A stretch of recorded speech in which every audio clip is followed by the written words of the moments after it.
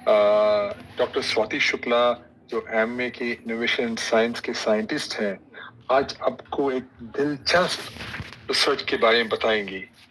और लेकिन उससे पहले जस्ट इंट्रोड्यूस करो डॉक्टर स्वाति को। डॉक्टर स्वाति है, उनका पीएचडी है जीबी पंत यूनिवर्सिटी से, वो गोल्ड मेडलिस्ट भी है और उनका 8 साल से ज्यादातर एक्सपीरियंस है और वो हमारे एमए के one of the top scientist है जिसका सोच बहुत तेज है और बहुत डीप है। तो मैं बहुत खुश हूँ कि आज वो हमारे साथ है एक अमेजिंग स्टोरी आपको बताने के लिए अबाउट मॉर्निंग न्यूट्रिशन।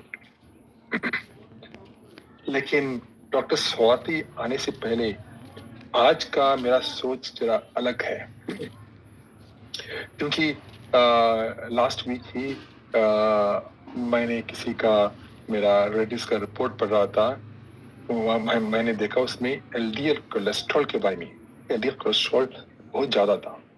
तो मैं इसके बारे में जरा जानकारी दूं आपको, खासकर उसका रिलेशनशिप क्या है इंडियन पॉपुलेशन के लिए।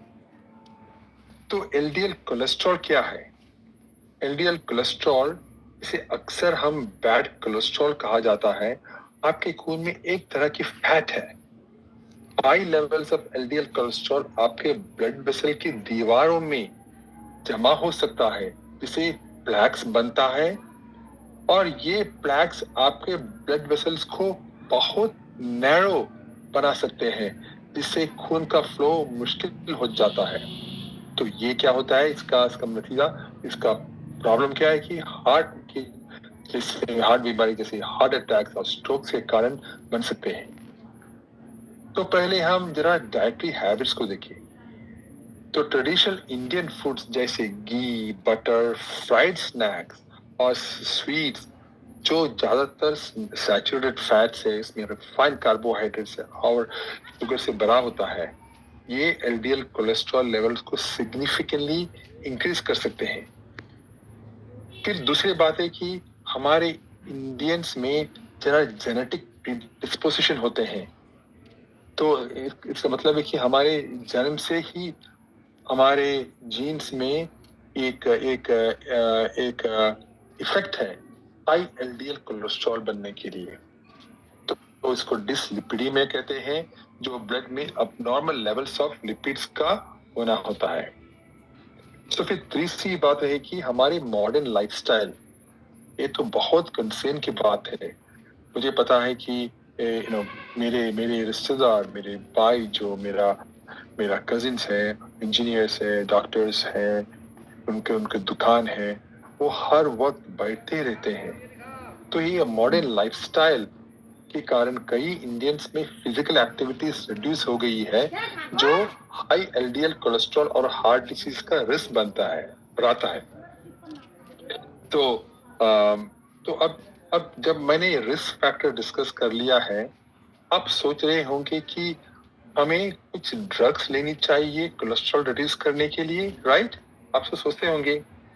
एक्चुअली कुछ रिसर्च ने दिखाया है कि एलडीएल डाइट से भी रिड्यूस कर सकते हैं एलडीएल कोलेस्ट्रॉल।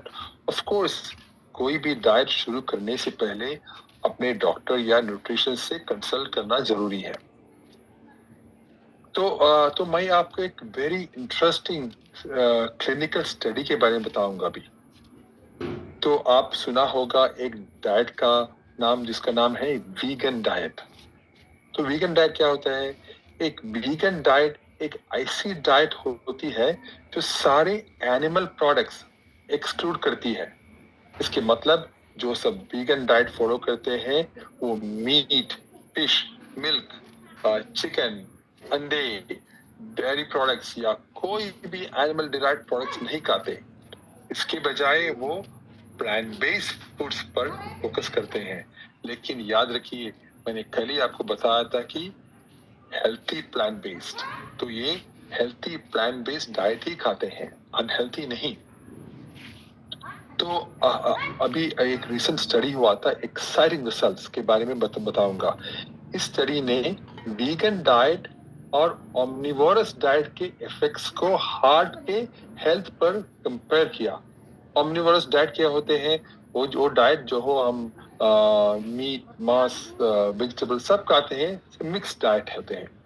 तो ये स्टडी पूछ रहा था कि क्या है इम्पैक्ट, ये वीगन डाइट के इम्पैक्ट क्या है, ये ऑमनिवोरस डाइट के इम्पैक्ट क्या है।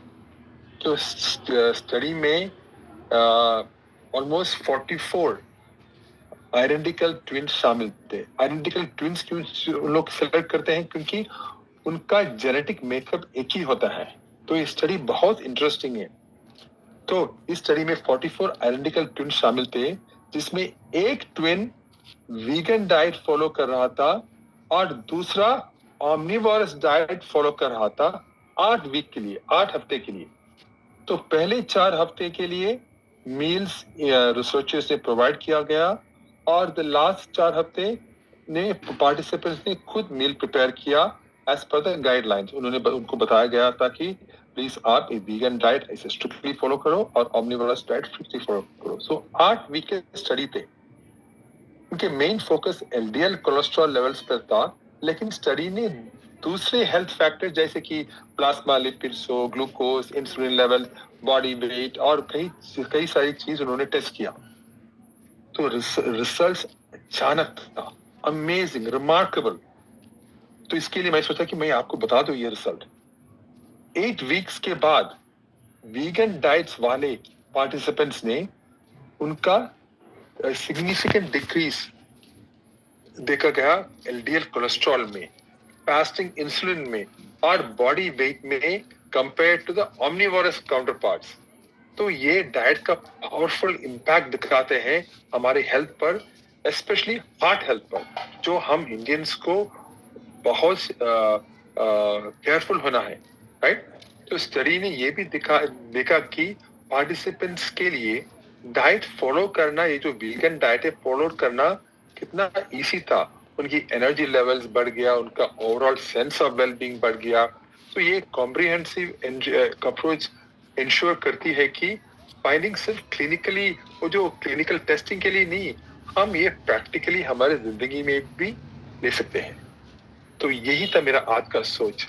तो चलिए अब मिलेंगे डॉक्टर